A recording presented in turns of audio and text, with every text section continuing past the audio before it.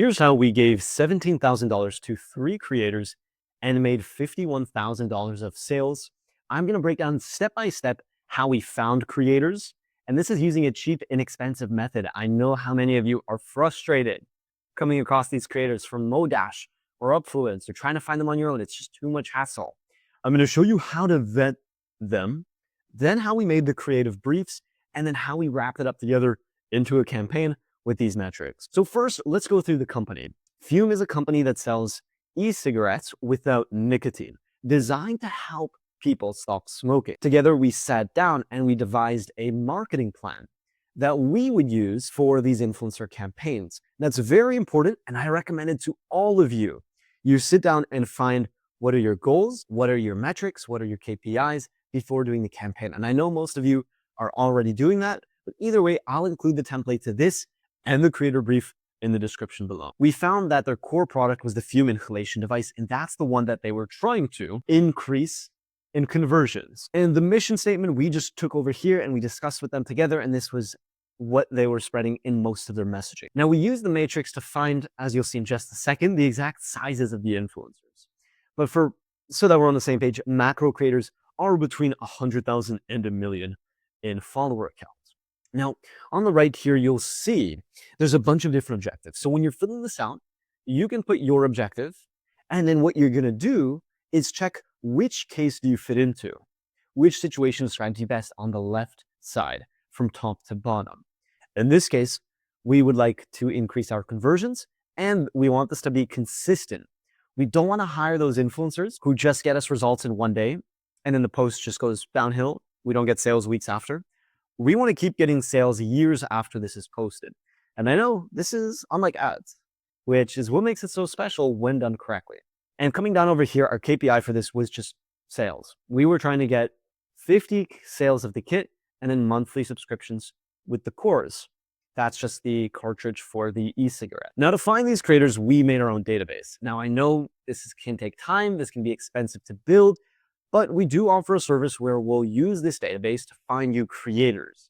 But effectively, you can do the same principles that I'm going to describe and search it on Google. You can use different filters, you can use ChatGPT. All these principles effectively are scraped automatically, so they can also be done manually. But the first thing we'll do is put in a category. So health is a standard category, and metrics, we want the minimum views in the last 90 days to be above 50,000. Yes, it's quite high. And the reason we make it quite high is because this is a very important metric. You want to make sure they have a lot of views. Now, we don't need max subscribers. Now, over here, it's going to load. So far, it's loaded 514 US-based creators. Note by default, our system only processes US.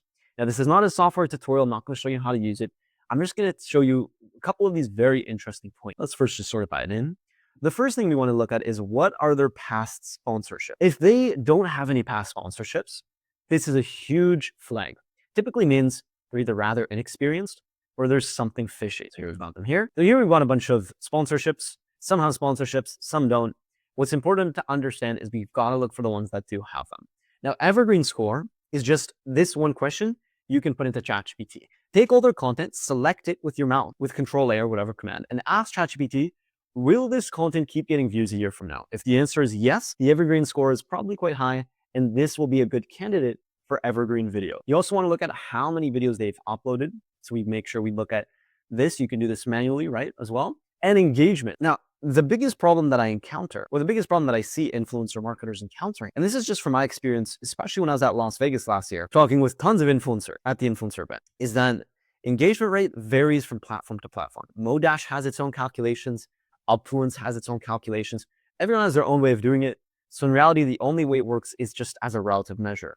Now, the biggest caveat here is most people measure engagement rate with only views, likes, and subscribers. Big problem.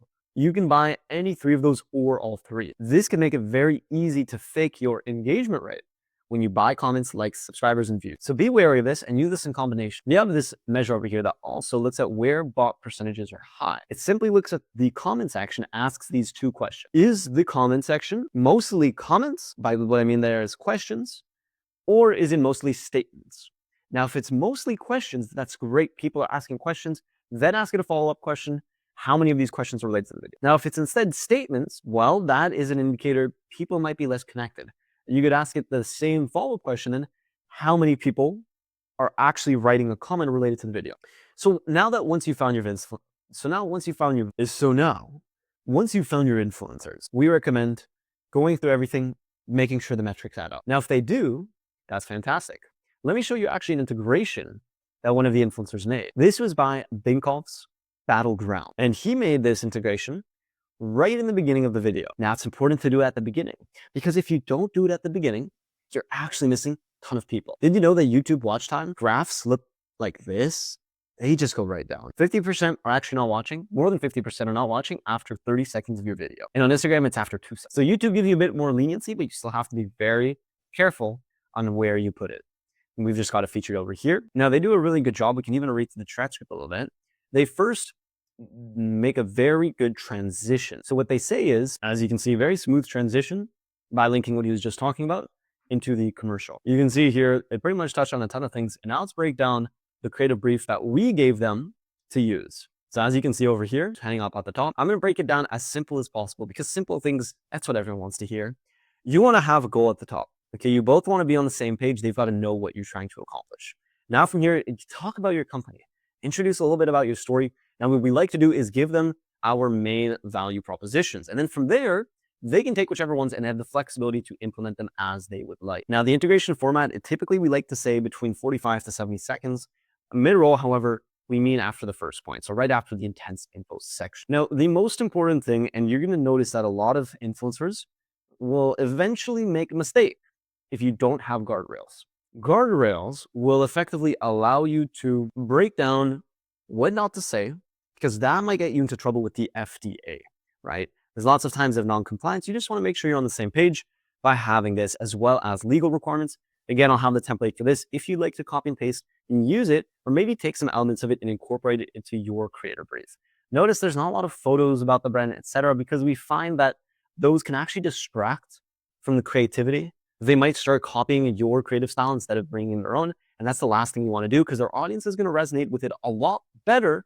We're going to get many more conversions, like the ones you saw, when you're able to let the creator do their thing in a controlled manner. So effectively, to really break down these stats, we've been able to get a 3% link click rate. What that means is people go down here, and 3% of them out of these 212,000 have been clicking on this link. This is on average spread across the 3 creators. So for this one, it may be a little bit more or less. And then from there, on average, 0.7% were converting on the landing page. So some really good stats, and just shows what you can do when you pick the right creators. Now, we were able to accumulate 1.9 million views, 400 conversions, 51,600 in sales, and the lifetime value of these customers when they keep buying, because this is a sticky product with an 11 months retention rate, is over $567,000. Now, if you're running these campaigns and you don't want to encounter influencers with fake followers and you want more foolproof methods, well, there's this one really good method that I'll attach over here that you can check out.